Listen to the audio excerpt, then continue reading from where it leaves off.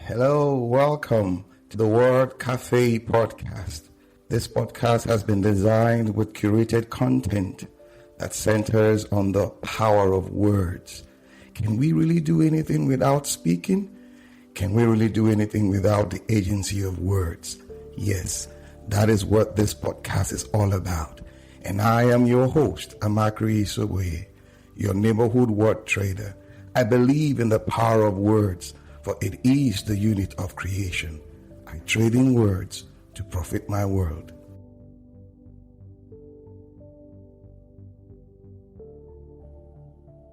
Good morning, good afternoon, good evening, good everything. How are we all doing? Yes, we're back to that space, the Word Café live show. How are you doing? Yeah, I'm fine here. I'm fine. Beautiful. So exciting. The atmosphere was, alive. You know how we say it when we come into the studio? Yes, we come in to lean on one another's experience to forge a path. And that is what we have come to do today. I have somebody so dear to my heart today, on the show. Don't worry, I'll bring him on soon. We are going to be talking about the dream of a Port Harcourt boy. Yes, Port Harcourt, the capital city of River State, the oil, as we call it, the oil city. I have somebody from there. I mean, he has this amazing story. I just have to, bring it on and share with us.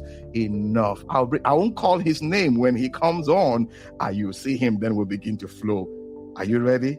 I'm ready. I'm bringing him on now. There you are. Hey. Hi, James. Hello. How are you doing? I'm great. And you? Yeah, I'm good. I didn't want to call your name until I,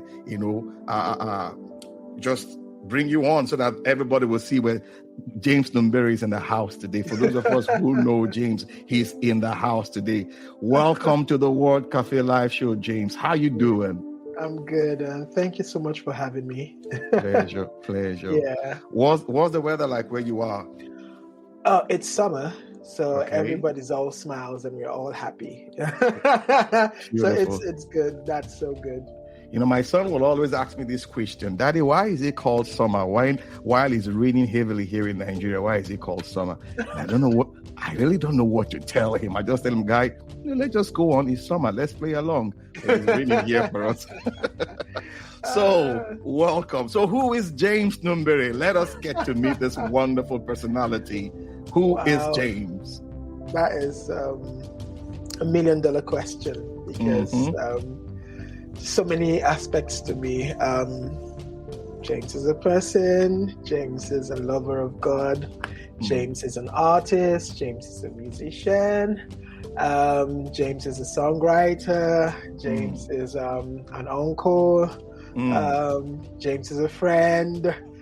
I don't know what else to say, but those are the things I can say. So there's so many aspects to me. James is a human physiologist. James is what else? James is a son. Yeah, that is James Numbere. Beautiful. That last part you said about human physiologist, I think you did that. That's what you studied in school, as Yes, that was my first degree in Uniport in the University of Port Harcourt. So I studied human physiology. Okay, but that's not why we're here today, because I know we're way past that now. We're here to meet James, the musician, James, the songwriter, James, the artist. I mean, for you, when did this all begin, guys? Before he goes into say anything, James, beyond the schoolwork and all that, he's a fantastic musician. The way he sings from within. If you've heard James before, I tell you, he sings from within. Amazing. How did this all begin for you? My favorite thing to tell people, because I think this is the best way to describe it, is that music chose me. I didn't choose music. So Don't say. Yeah, so for as long as I can remember, I've always been singing. I've always wanted to sing. It's a good thing I grew up in the family I grew up in.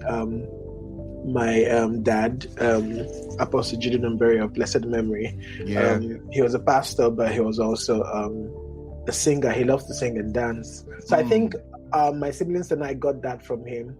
My mom Pastor Dr. James Numbere, she doesn't really sing per se. She sings, but she's not a singer, but she loves good music. So she was the one who just saw the potential in all of us. My siblings were all musically inclined. Okay. And so she used to always buy tapes, music tapes for us, and then she would give it to us and we would listen.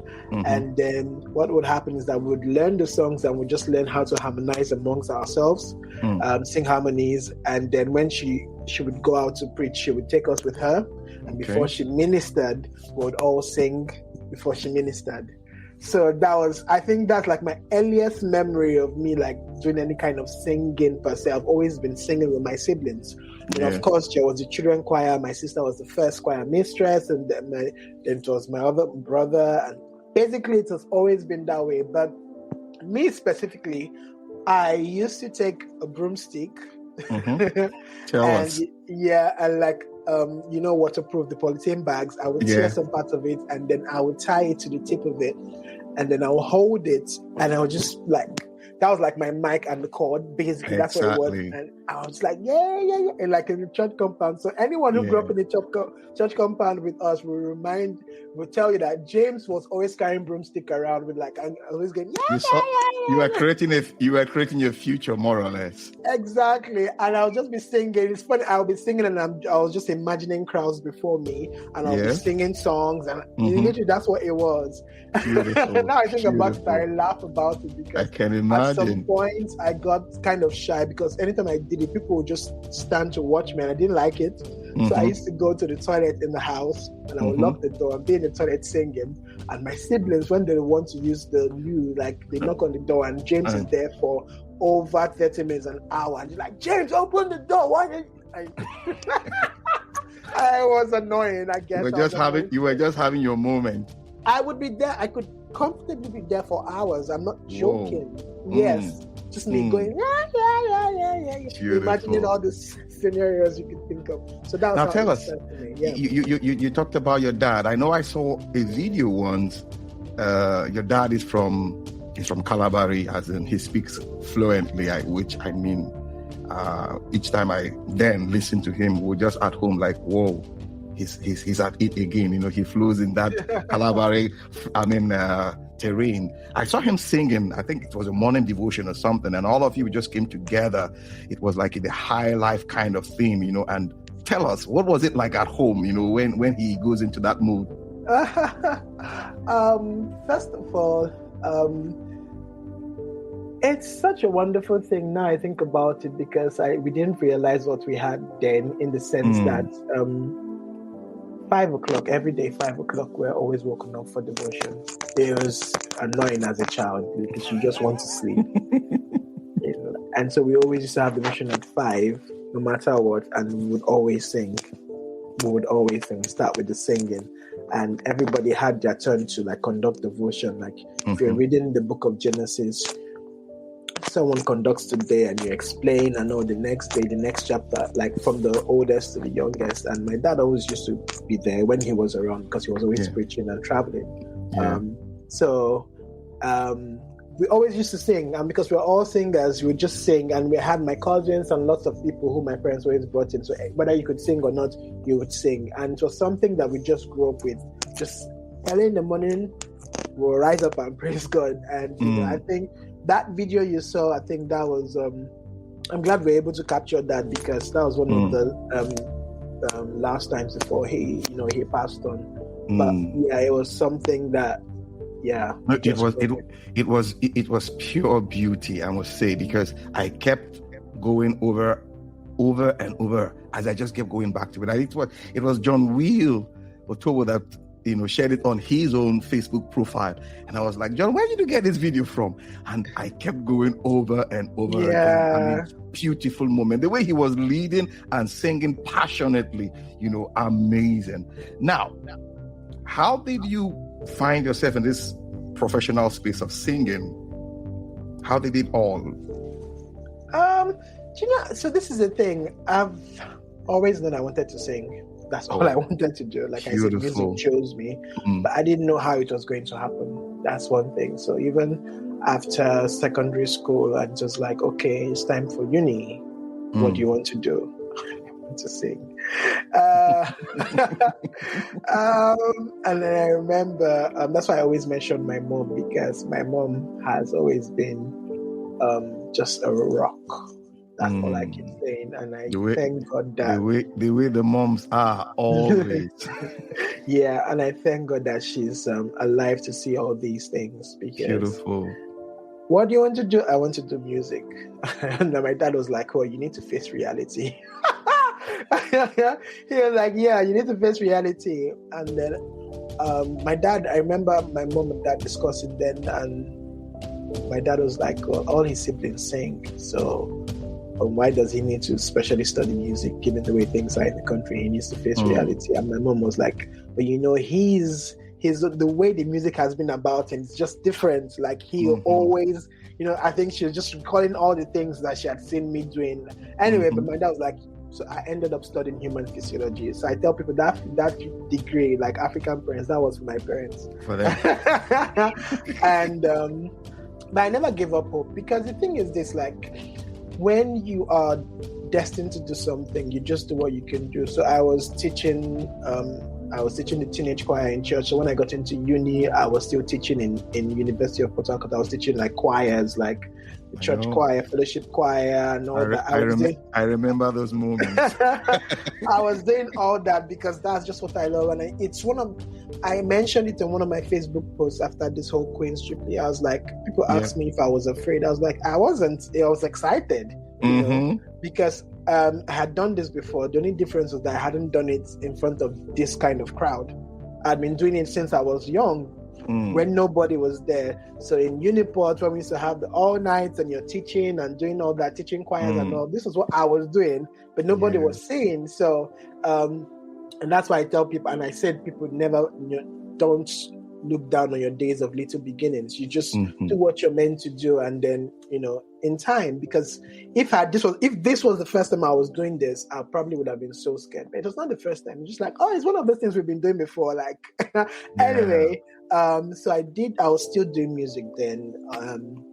Then I finished school, and then I started working with Johnson & Johnson as with their Ethicon branch, which is like their medical branch. So I was a medical devices specialist. So I remember those days I used to cover like Delta, Abia State, and River State. So I used to drive and buy. Anyway, during the crazy period, I wouldn't be able to do that now. But my dream was still alive. I was still doing stuff. I was singing with my siblings and all that.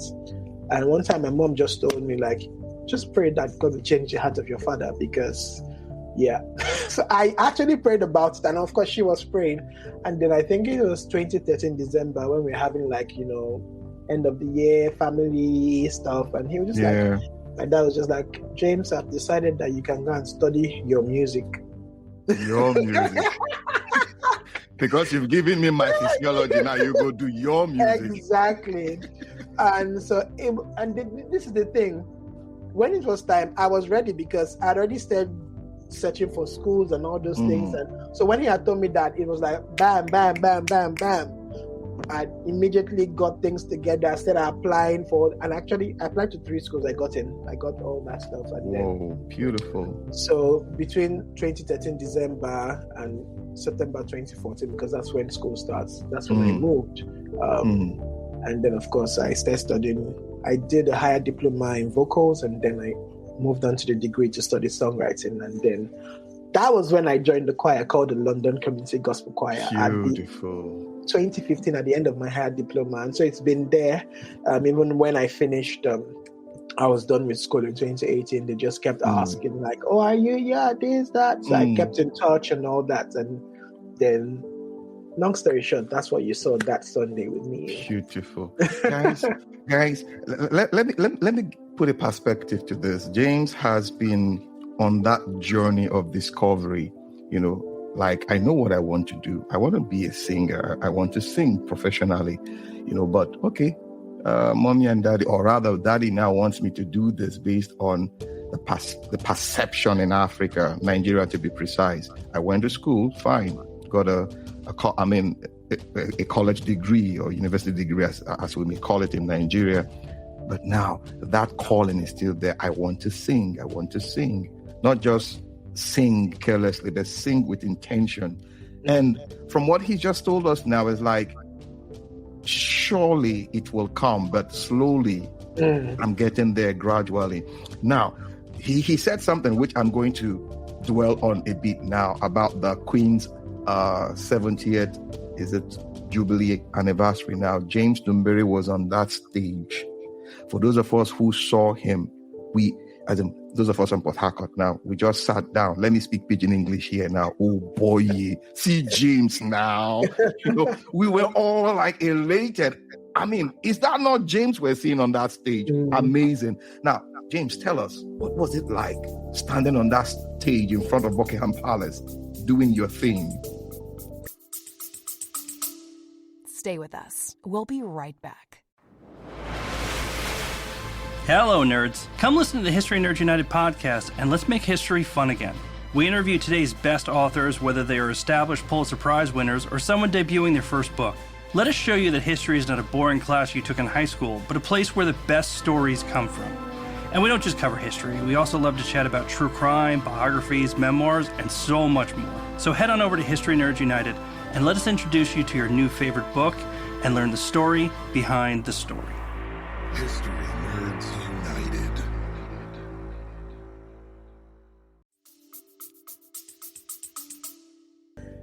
It was a surreal moment, I keep telling people, like, it took me till now.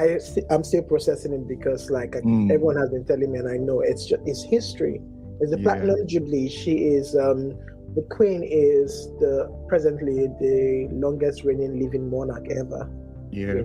There wouldn't be another Platinum Jubilee in my lifetime for us to celebrate for any living monarch.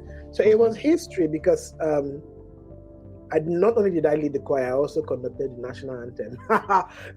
Just crazy. Yeah. Whoa. So I didn't see that beat, but that's because when she came up, like all the cameras are focused on her. So if you watch it again, when you hear the singing, we are the ones singing, and I'm literally the one conducting the choir. Yeah, beautiful. The national anthem. Anyway, beautiful. So the feeling was it was one of those things where, after the parade happened, then they allowed people to come to where we stood, and just the whole crowd. And I was watching, and then what happened to me is, like, I had deja vu, because it's not even deja vu. I just remembered when I was young and I had a dream, which is funny. I don't know how I remembered that dream. I think maybe it's just little things that have kept me going. When I was younger, I had a dream that I was singing before thousands and thousands of people, and I was singing, and they were waving, and I was like. So when I saw them, the whole crowd came forward.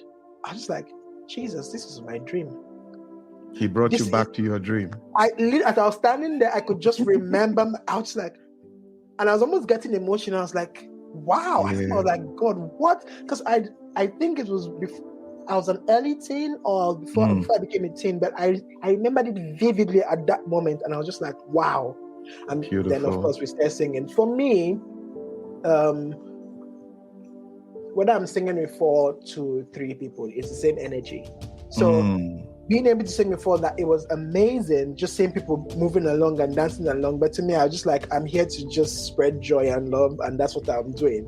So after everything was done, that's when I was like, what just happened? Out of body experience. Yeah, what just happened? Because I've watched it so many times, and even like everybody was telling me, even the choir members were like, that was the first song they announced, and then like James just went in, like it was as if bam, bam, bam. I was just like, yeah, because when I was like, thank you. But I was like, what just happened? Like, what just happened? We sang, and then I conducted for the Queen, and I was like, what just happened? Until now, I told one of my friends, they're like, fear God, because I tell you, fear God. And it made me scared. I was like, God, do it though. You literally ordered my steps all these years. James, hold on. I just like the way you give that Port Harcourt side of you. Fear God, dude. Go on. No, but fear God, because I was marveling, and I was talking to God. I'm like, how did you order my steps like this until I got to this point? So that dream I had then, as in, Because sometimes, and then he reminded me right there on the stage when it happened. I was just like, when I saw the guy, I was just like, this is my dream. Like, what? Nah. So I was like, fear God. I've learned that the safest place is in God's will. And over the years, people are saying this stuff and people are like, yeah, wonderful. And like, we want to do that. But the journey is not easy. So many times. And my mom has encouraged me so many times. And I'm just like, she's like, are you okay? I'm just like, I'm worried about this. I'm worried about that. This is this. And she's just like, be anxious for, she keeps on quoting scripture. She's like, be anxious for nothing. By prayer and supplication, make your request known to God. And I always ask her sometimes, like, how come you're always calm? She was like, well, she's been through, maybe because she's older and she has been through a lot, because she survived the Biafran war and all that stuff. She just learned to trust. She was like, your life is in God's hands. Yeah. So you can't be worrying about the things. So the journey, and this is the thing, I've learned how to embrace the journey, because imagine, just like Joseph seeing that dream of like the stars and all this stuff bowing down to him. The next thing, he saw himself in prison and all that, so betrayed by his brothers, like crazy stuff. His journey wasn't like exactly. It was like this and all those a lot things, of ups and downs, and it prepared him for that point. Yeah. And so for me, I've learned how to embrace the journey, because like right from when I was younger, like, oh yeah, I'm going to sing before crowds and all that kind of stuff. That never happened then. Small, it was, we're getting there, but like we're getting there. I have embraced the journey now, and I'm just like, wow, God, is this how you walk? And I'm just like, you know what? I am totally sold out to whatever he wants to do with me right now, because I'm like, God, what? God, how? God, how? It doesn't make any sense. Why I'm saying this thing is also because I was the one conducting the choir. I don't conduct the choir there. I do choirs, but I think this is like the third time they've asked me to conduct the choir. What happened was that most of the other choir members were engaged, had been engaged to do Britain's Got Talent. Oh. Yes, and so they were in the semi-finals, and they didn't know if they were going to get to the finals. And they had said for the Platinum Jubilee, they wanted the names of the people that were going to do it, so that they could do their whole security check and all. Oh. And they had asked me about Britain's Got Talent. I was like, no, I don't want to do it. So I was free. So since the beginning of May, even before May, our names had already been sent and they had already done their security check. So they couldn't add any new names. So the choir did so well in Britain's Got Talent, but we didn't get to the finals. Oh, so, what a shame. So the finals was that Sunday. So by Monday, they did the semifinals. And by after the semifinals, they didn't go through. By Tuesday, we have a whole lot of people who were free for Sunday, but they couldn't do it anymore because security checks and all has that. Been done. You can't add anything. And there were our conductor was there, our MD was there, even the other people that sometimes conduct the choirs, they were all already in that Britain's. So they were all free, but they couldn't do it. And it's like, yeah, James, you be the one. It was on Wednesday they told me. I'm like, why are you guys telling me now? Like, but literally, and I look at it like, God is just like, he wants me to be the one to do that. That's what he wants. He's just orchestrating the whole thing. It's like, I want you to do this. I just want you to do this. Exactly. That's why, because it could have been anybody. True. Honestly, I tell people it could have been anybody, but it's just like, very true. God wanted me to do it, to be the one conducting, the British national. I'm Nigerian, be the one conducting the British national anthem. What is going wonderful. on? So I like that. I'm a Nigerian doing the British national anthem. Who won't try you now? And one Beautiful. thing I saw some comments because some people were just like, people have their reservations about stuff like this because of colonialism and all that stuff. And one thing I've learned now, I also learned it from my dad, it was that wherever platform that you've been given to spread the gospel, to use your gift, go ahead and do it. Go ahead. Use that platform. So that's for me, I'm like, yeah, we don't like colonialism and this is this. You might have your reservations about the Queen, about the British and all that stuff. But if you've been given a platform, go ahead. Use that platform. Because it's God giving you that platform. It's not if I had struggled for it, that's different. But when God gives you a platform, to use your gifts, you better use it. Because you see, if Joseph had said, "Oh yeah, because Pharaoh doesn't love God, then I'm not going to do this," or Daniel or Shadrach, Meshach, and Abednego in the days of Nebuchadnezzar. Yeah. Whenever God gives you a platform, use it. It does not change. God has a way of working His will through everything. Exactly. So it's for you to understand this is God working His will through everything. The situation might not be right for A, B, C, but listen, this is God working out His will through the situation. So excuse me, I bow to His will. And that prayer, let your will be done. Let your will be done. Yeah. Perfect. Now, let me ask you, I know you've been doing this for a while now. Have you done any recording of your own, like an original? You've done recordings here and there, have you? Oh yeah, lots. So I've got like a few singles, like between 2016 and 2018, I had some singles out, and then 2020 I released my first EP. Okay. Which was most of it was actually written and recorded during lockdown. And what happened then was that I just started writing, and I was recording in my room and sending to my friends who were recording remotely and all that stuff. So that EP, which is called LED Sessions, was all about the lockdown period. The lockdown. And then last year, November, I released the second EP, which is called A Tale of Two Cities, which is what most people in Port Harcourt know, because that was the one where I featured basically Port Harcourt artists. Yeah. The idea of that was just to have that collaboration between the two cities I've lived my whole life, Port Harcourt and London, and to showcase the richness of like Port Harcourt City. I didn't, because people were like, "Oh, why don't you feature this person?" I said, "No, I want Port Harcourt people. This is the idea about it, Amazing. And so, if you listen to it, of course, Sensational Bamidele, Priyo Dede, Soti, Najite, and Toxin Namani actually released the final video. There's a video for every song. The final video came out on Monday called Joy. So just go to YouTube and you just see all the videos there. And I would say the reception has been so wonderful. Amazing. So wonderful. Because I think I need to remind people that, guys, I'm still a Port Harcourt boy. Because if you listen to somebody one time told me, James, you don't go, they sing like this for you both people. I never go, I still be here. Yeah. So it was good. And also, if you listen to like the Calabari song, Terminal Bow, and the Hebrew I'm song, about coming to that. Go ahead. The singers there, like my BVs, the background vocalists, the two girls who sing, the Oivo girls, they had to learn how to sing. You Calabari. Don't say. When you watch the video, you will see them singing.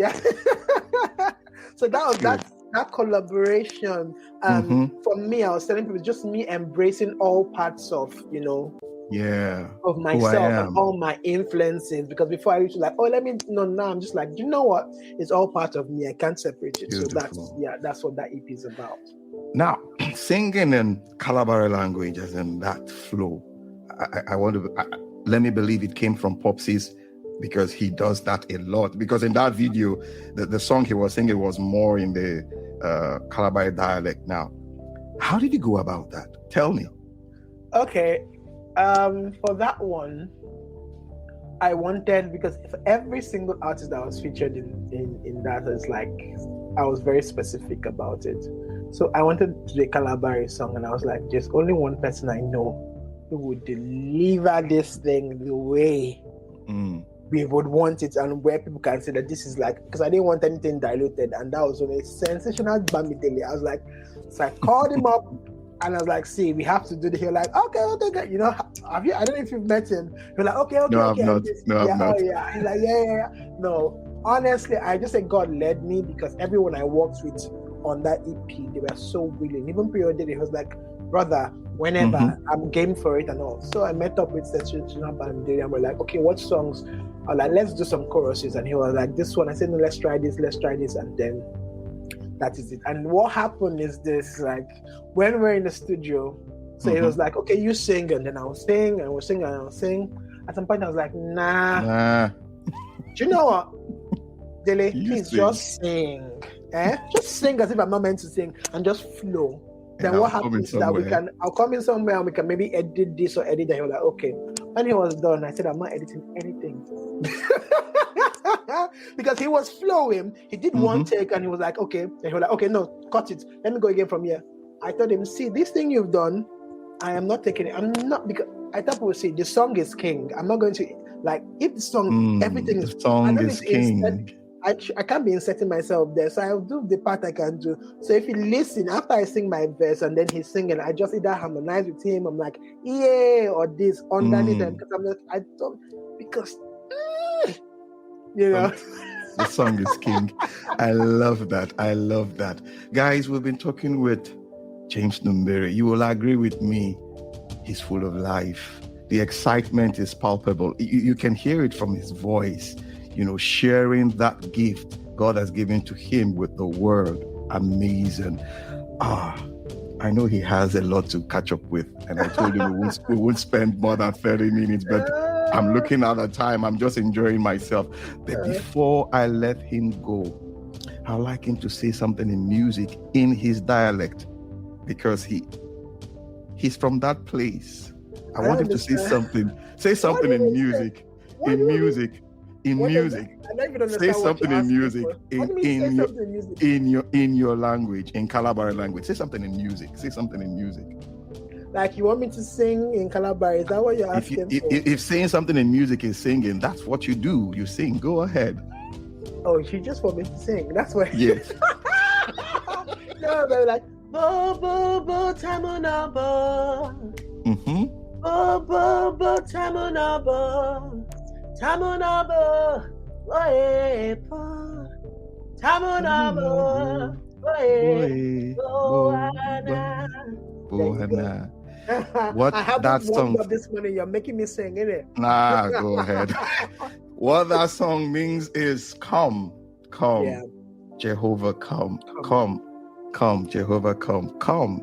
Hear our prayers. That's the meaning of that song. James, we're so grateful you took out this time to share this space with us. It means a lot to us, and we want to wish you well. You know, imagine where I would say where you're starting from is the sky. You know, they say the sky is your limit. No, that's not for you. For what we have seen, the sky is your beginning. The celestial, the galaxies are waiting for you, and you're just going there and spreading that joy. We are so proud of you. Thank you. We are happy for you. Thank you for taking this time to do this with us. Thank you. All right, guys, I have to let James go. Go ahead, go search on YouTube for his songs. James Numbere. It's so exciting when you listen to him. It is pure bliss. That's the best way I can describe it. James, thank you once again. Thank you once so much again for having me. This was fun. Pleasure is ours. Thank you. All right, guys, we must go now. But before we go, you know how we say it. We always come into this space to lean on one another's experience to forge a path. Till I come your way again. Bye for now. Bye, James. Bye.